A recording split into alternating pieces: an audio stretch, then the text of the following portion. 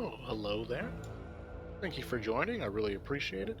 So if you're following along this little ultimate guide thing I got going on for nightmare mode, so this is the team composition. This is it. This is the full team composition to help you deal with Act 1. And this is not speedrunning. This is not necessarily like the meta cards, but like we're going to have the appropriate act cards at the right time with a flexible team composition that has some sort of, fun win conditions. Each character sort of does a thing to some degree, and all of it, I think it's kind of fun. So this team composition is going to help you to play the game standard.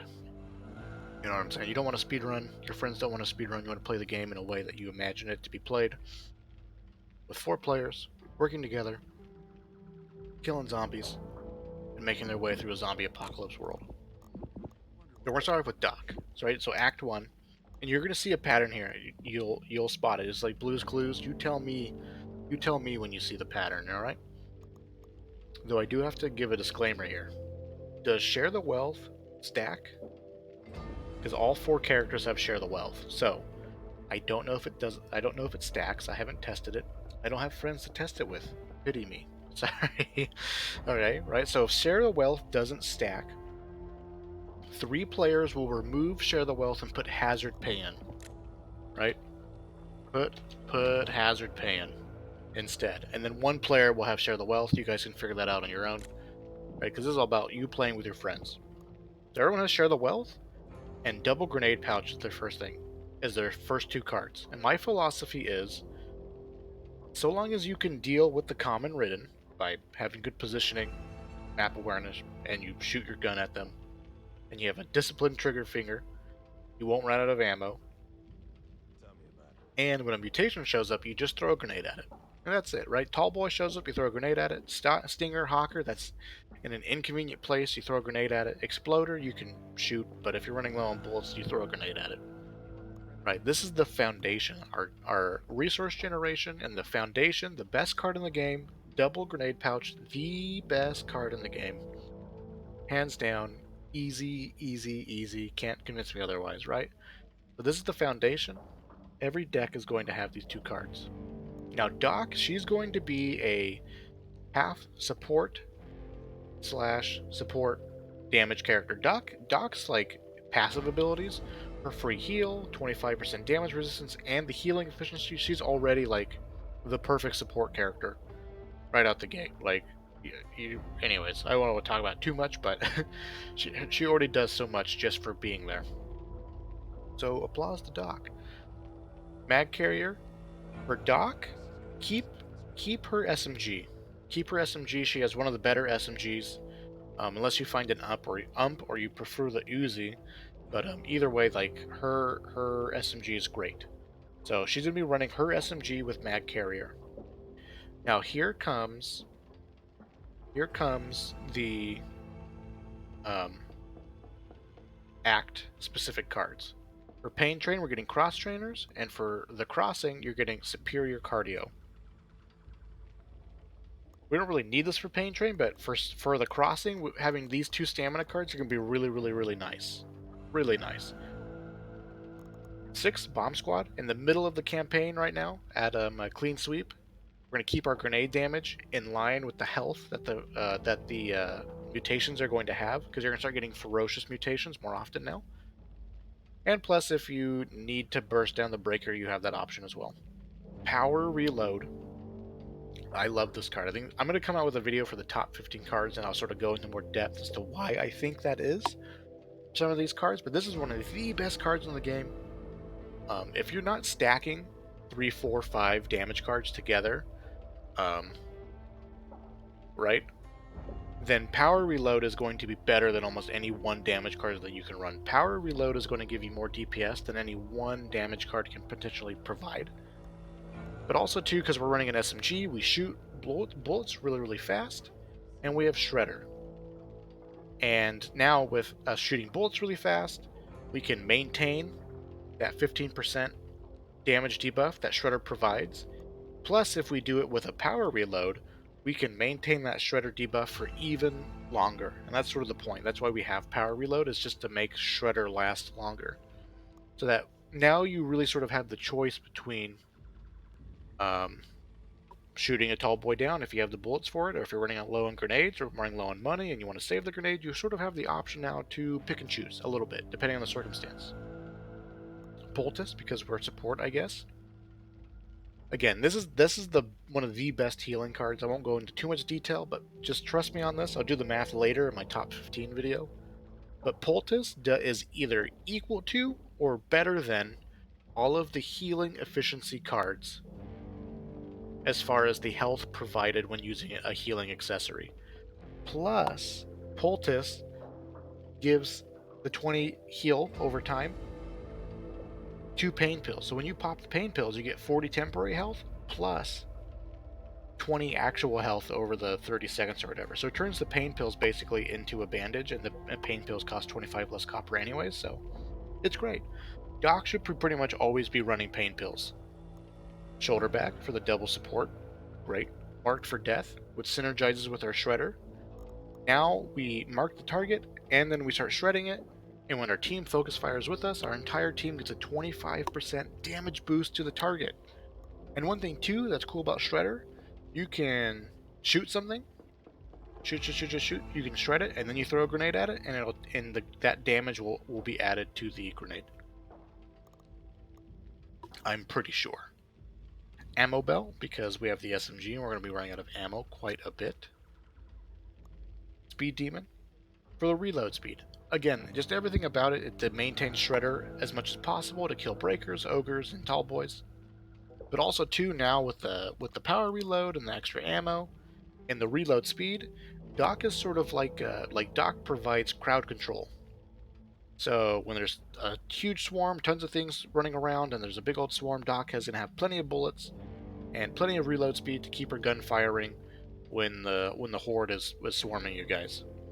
And then surplus grenade pouches. This is for rolling thunder. And just in general, if you have to sprint and run around and rolling thunder, you're not going to win. You want to hold your ground for as long as possible.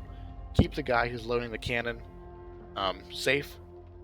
So having grenades just to blow up any mutation that shows up that can't be dealt with quickly, so you can keep killing the common. This is what you want right here. So this is Doc, half support, half damage, or like damage support. Holly's the next character. Again, share the wealth, grenade pouch, safe room recovery. This is not a great card. It's not super amazing. I really like this card. Really like it in concept. It's the only like team card that sort of actively does a thing between each level that doesn't have a drawback. I don't know. This card, don't ever use this card in solo play, I would say. Not very good in solo.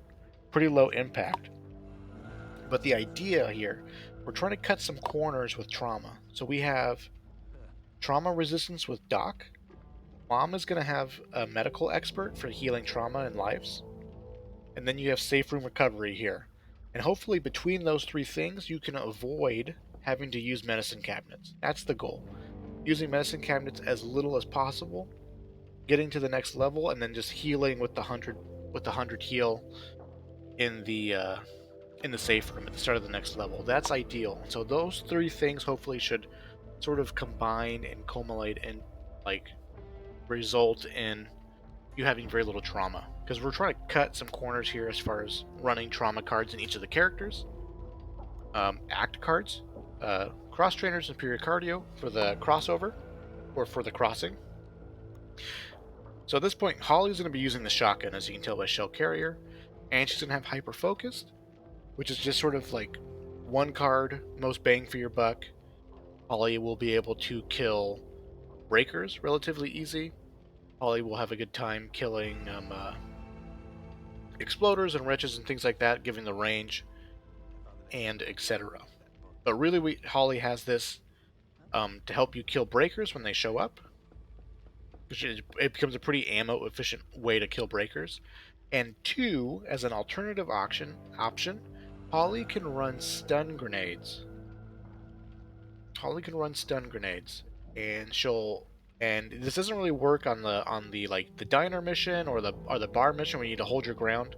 Because the idea is Holly will throw a stun grenade, stun the target, and then Holly can run up and then shoot the weak point at point blank range, and that'll shred things. And that's kind of like an okay strategy. A little bit more risk, but you'll save grenades. Their stun grenades are cheaper than grenades, and that's about it. So if you're hurting for money, that's also a potential option. Grenade pouch.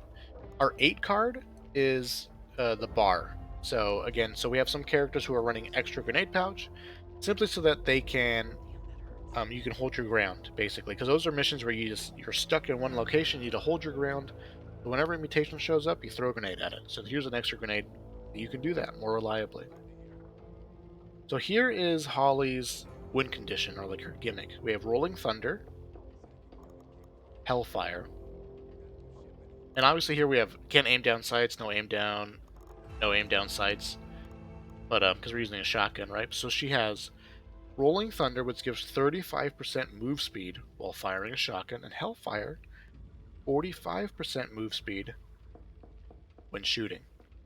So I forgot to mention this for Doc. Doc wants magazine size on our SMG. Got it? Good. Holly, she needs a compensator on her shotgun. Because here's a weird interaction that happens.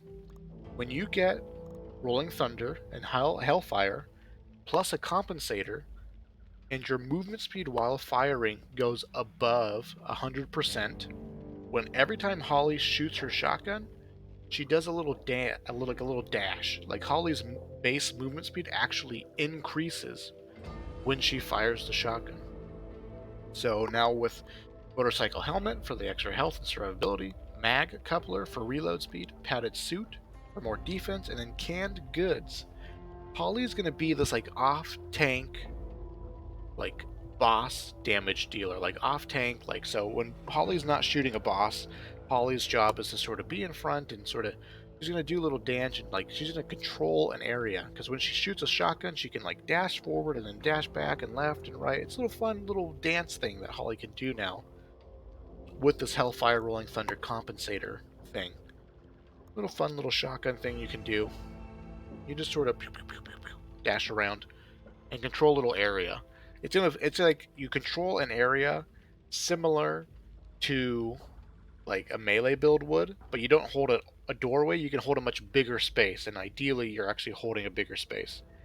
And so Holly will be near the field cannon when you guys are doing that, basically just keeping the common off primarily. Anything that slips through the other two that are fighting off the horde for Rolling Thunder, Holly will be at the field cannon dealing with that, and she'll be able to like just sort of do a little dance around.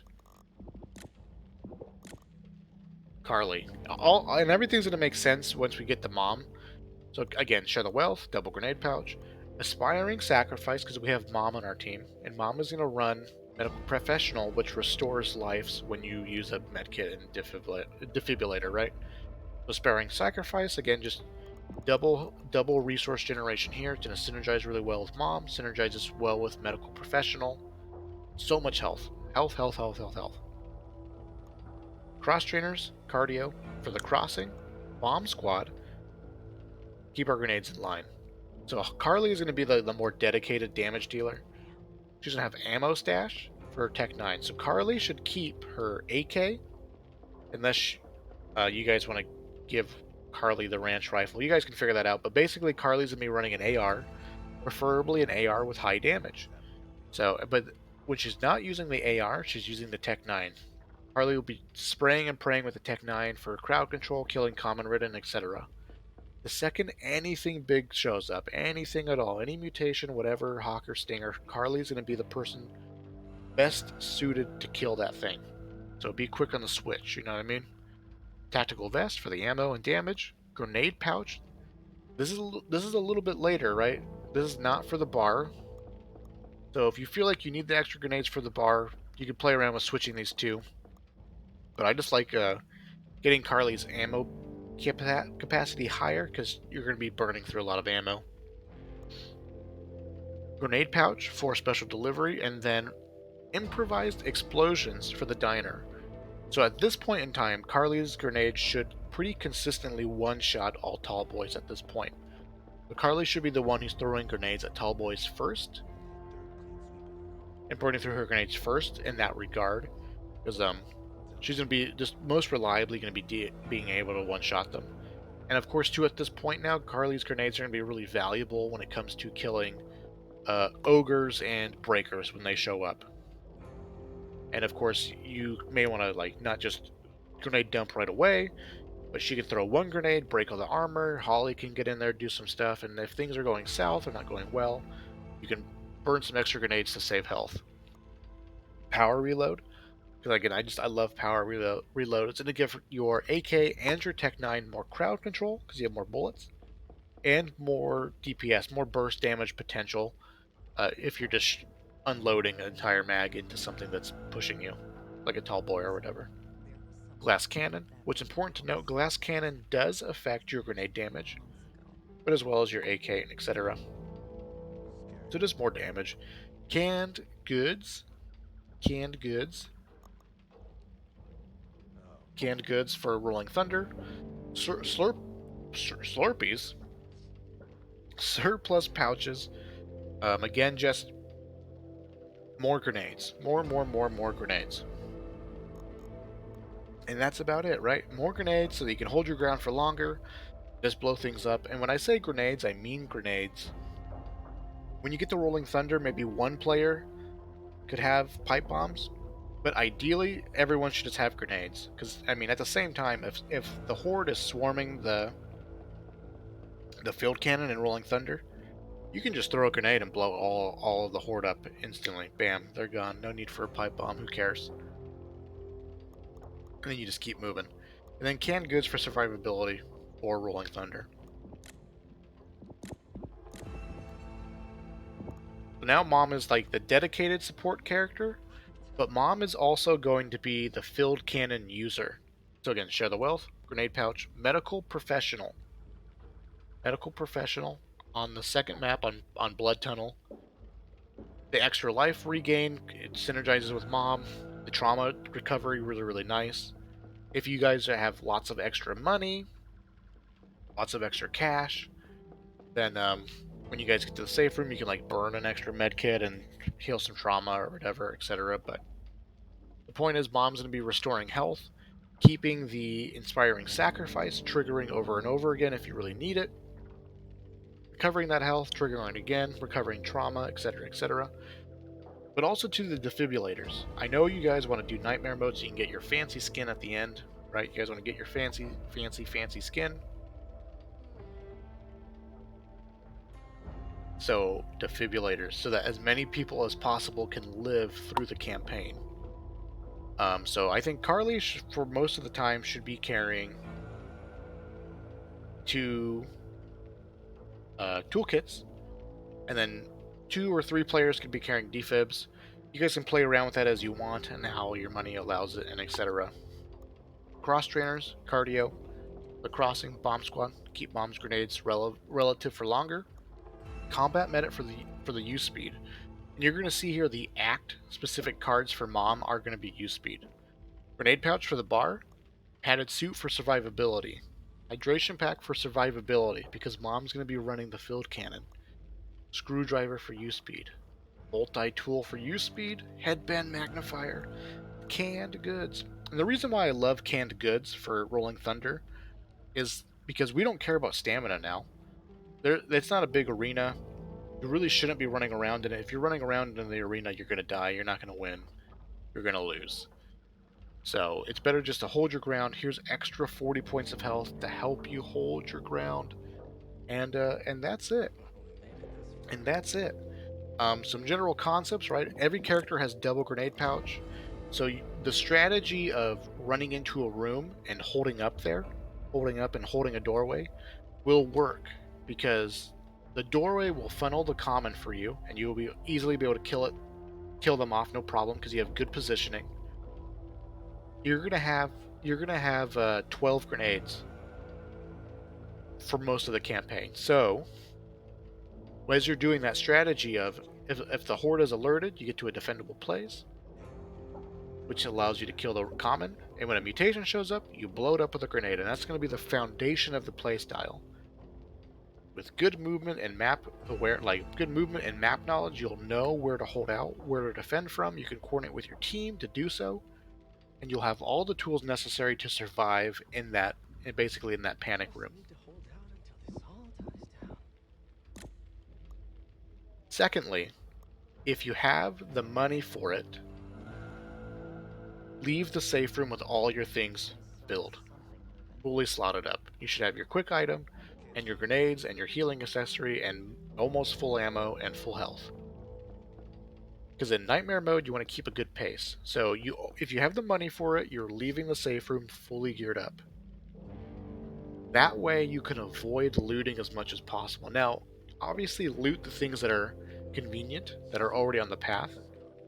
And if you're going to stop and loot extra side rooms or extra houses or whatever, if you have all you're looking for is copper, you're just looking for copper, and that's it.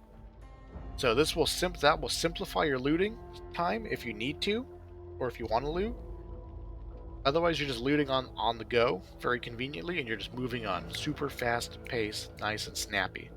That's going to help save grenades, save money, save your health in the long run, because the game is going to keep spawning mutations, and if you just move on, it'll spawn less and you'll burn less resources. And that's about it. That's about it. And Mom will do the field cannon. She has to do the field cannon. That player will maybe should practice doing the field cannon in recruit mode by themselves, getting it down, getting it nice and pat. Don't pile up shells at the field cannon because they can blow up.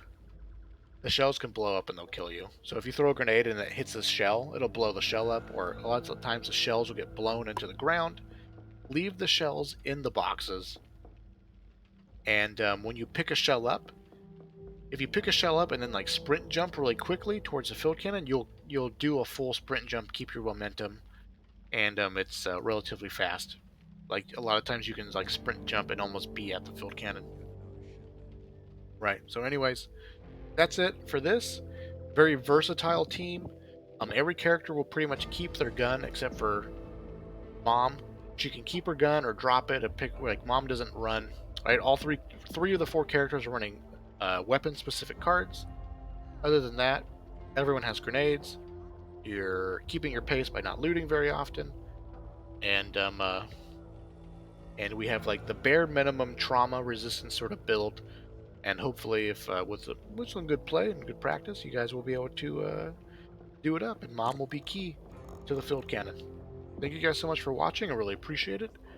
The next video is going to be a solo build for when you're just queuing up for random players, or when you queue up and there's nobody online and it's just you and the bots. I have a build that's going to help you do that in a not so speedrunny way and talk about the strategy and how that's going to work and etc. Thank you guys so much for watching. I really appreciate it, and I'll see you in the future.